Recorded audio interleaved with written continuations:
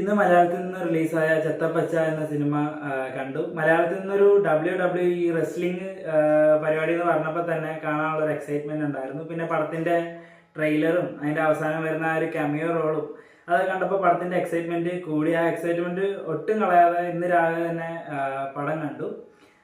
പടം തുടക്കം മുതൽ അവസാനം വരെ അത്യാവശ്യം നല്ല രീതിയിൽ എൻജോയ് ചെയ്ത് കാണാൻ പറ്റിയ ഒരു സിനിമയായിട്ടാണ് എനിക്ക് ഫീൽ ചെയ്തത്. ലാഗോ കാര്യങ്ങളോ ഒന്നും ഉണ്ടായില്ല.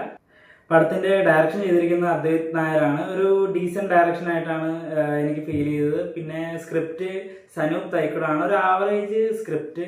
ആ ആവറേജ് ആയിട്ടുള്ള സ്ക്രിപ്റ്റിനെ വേറൊരു ലെവലിലേക്ക് കൊണ്ടുപോകുന്നത് മുജീബ് മജീദിന്റെ മ്യൂസിക് തന്നെയാണ്. പിന്നെ ആനന്ദ് സി നാരായണന്റെ സിനിമാറ്റോഗ്രഫി രണ്ടും സൂപ്പർ ആയിരുന്നു. BGM ചില സീനിലൊക്കെ കുറെ വെറൈറ്റി പിടിച്ചിട്ടുണ്ട്. അതെല്ലാം വർക്കായിട്ടുണ്ട്. എല്ലാം എനിക്ക് പേഴ്സണലി നന്നായിട്ട് ഇഷ്ടപ്പെട്ടു. കലായ കിങ്സിന്റെ ഫൈറ്റ് സീൻസ്, ഫൈറ്റ് കൊറിയോഗ്രഫി ഒക്കെ അടിപൊളിയായിട്ട് തന്നെ നിന്നു. പിന്നെ ശങ്കർ, ഇഷാൻ, ലോയ ആ ഒരു ട്രയോ ആണ് മ്യൂസിക് കാര്യങ്ങളൊക്കെ ചെയ്തേക്കണേ. മ്യൂസിക് കാര്യങ്ങളൊക്കെ അടിപൊളിയായിട്ടാണ്.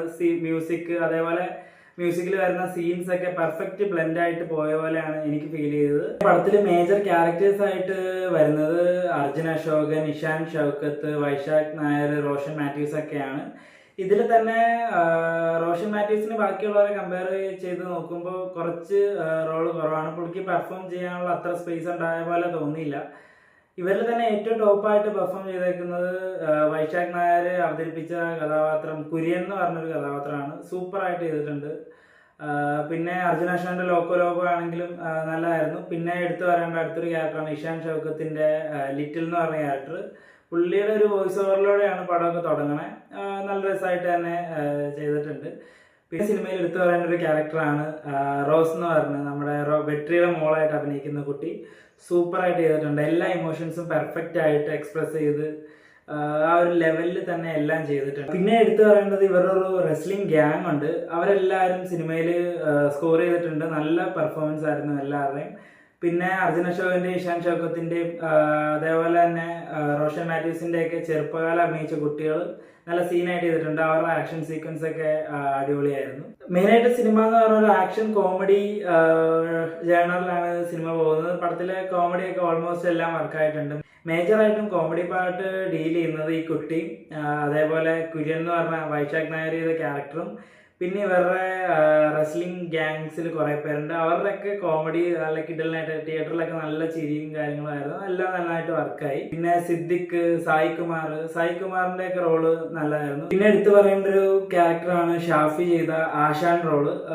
പുള്ളി നല്ല രീതിക്ക് വെടിപ്പായിട്ട് തന്നെ ചെയ്തിട്ടുണ്ട്. പിന്നെ ട്രെയിലറിന്റെ അവസാനം തലയെ കെട്ടുന്ന വാൾട്ടർ എന്ന കഥാപാത്രം അത്യാവശ്യം നല്ല ഇമ്പാക്റ്റ് ഉള്ളൊരു കെമിയോ ആയിട്ടാണ് എനിക്ക് തോന്നിയത്. പ്രത്യേകിച്ച് കൊച്ചിയിൽ മാത്രമുള്ള ചില ടൈംസ് ഒക്കെ അടിപൊളിയായിട്ട് ആ ഒരു പ്രസന്റേഷനൊക്കെ വളരെ ഇഷ്ടപ്പെട്ടു. അത് ആരാന്ന് നിങ്ങൾ കണ്ടതിന് അറിയുക. അത്ര സർപ്രൈസ് കെമിയോ ഒന്നും അല്ല. തുടക്കത്തിൽ തന്നെ അത് ആരാണെന്നൊക്കെ സിനിമയിൽ റിവീൽ ചെയ്യുന്നുണ്ട്. ഇപ്പോൾ ത്രൂ ഔട്ട് പറയുകയാണെങ്കിൽ ഫസ്റ്റ് ഹാഫ് അടിപൊളിയായിരുന്നു. ഫസ്റ്റ് ഹാഫിലുള്ള ഒരു റെസ്ലിംഗ് പരിപാടി നമ്മൾ പണ്ട് കണ്ട WWE കുറെ റെഫറൻസ് കാര്യങ്ങളൊക്കെ ഉണ്ടായിരുന്നു. അതൊക്കെ എനിക്ക് ഭയങ്കര ഇഷ്ടപ്പെട്ടു. ഫസ്റ്റ് ഹാഫ് സൂപ്പർ ആയിരുന്നു. ഫസ്റ്റ് ഹാഫ് ആ ഒരു ഇന്റർവൽ ബ്ലോക്ക് ഒക്കെ കിടലിനായിരുന്നു. പിന്നെ സെക്കൻഡ് ഹാഫിലേക്ക് വരുമ്പോൾ സിനിമ കുറച്ച് ഡൗൺ ആയി. ഫസ്റ്റ് ഹാഫായിട്ട് കമ്പയർ ചെയ്യുമ്പോൾ കുറച്ച് ഡൗൺ ആയ പോലെ തോന്നുന്നുണ്ട്. ഇമോഷണൽ എലമെന്റ്സ് ഒക്കെ സെക്കൻഡ് ഹാഫിലാണ് വരുന്നത്. സെക്കൻഡ് ഹാഫിൽ പ്രത്യേകിച്ച് ആർക്കും വലിയ പെർഫോമൻസ് സ്പേസ് ഉള്ളതായിട്ട് എനിക്ക് തോന്നിയില്ല. ഒരു എവിടെയോ എന്തോ ഒരു മിസ്സിങ് പോലെ ഒരു ആവറേജ് സെക്കൻഡ് ഹാഫായിട്ട് എനിക്ക് തോന്നിയത്. ആവറേജ് സെക്കൻഡ് ഹാഫും ഒരു ഓക്കെ ക്ലൈമാക്സും ടോട്ടലി ഒരു വെർത്ത് വാച്ച് ആയിട്ടുള്ള സിനിമയായിട്ടാണ് ചെത്തപ്പച്ച എനിക്ക് ഫീൽ ചെയ്തത്.